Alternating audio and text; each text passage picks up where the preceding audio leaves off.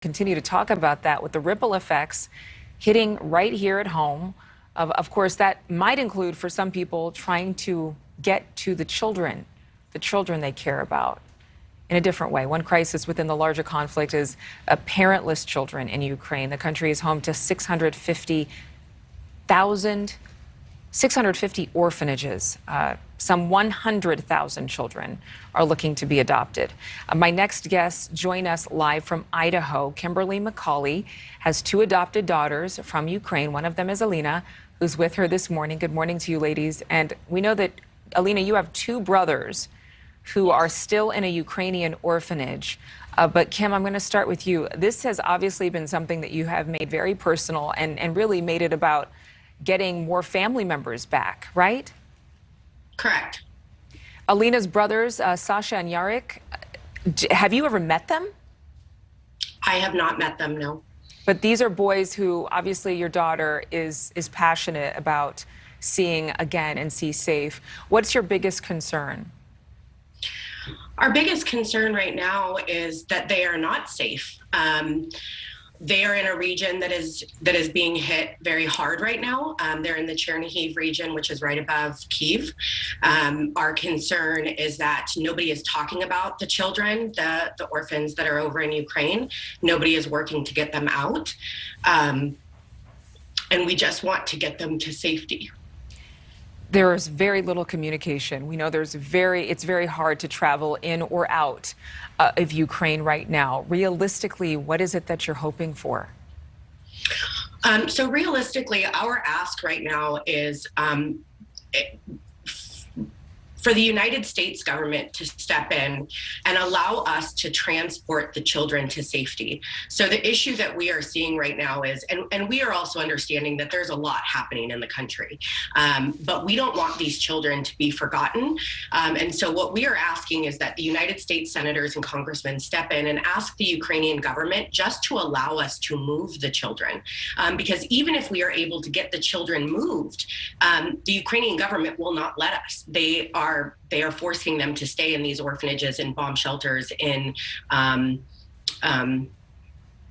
makeshift bomb shelters, which are really just parking garages.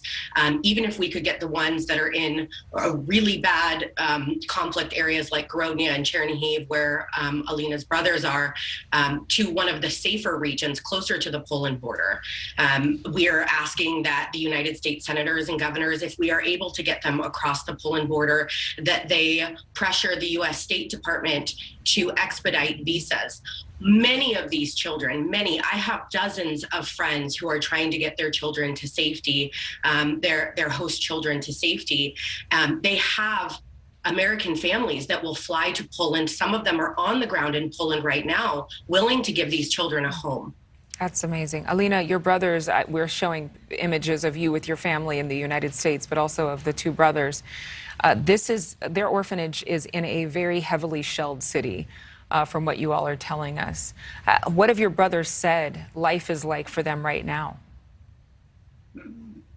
Right now, he's in school and nothing to do. There's nothing to do because they're kind of in a holding pattern. Are you fearful for your brothers, or do you think they're going to be okay because they're with people who are caring for them? Right now, it's okay. On message. He texts me. So they're communicating?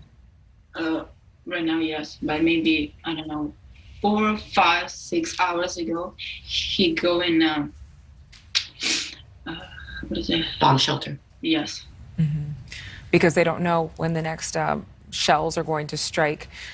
You've been obviously here since 2020, Alina. Is it hard for you to watch people in your native country going through what they're going through while you're safe here in the United States?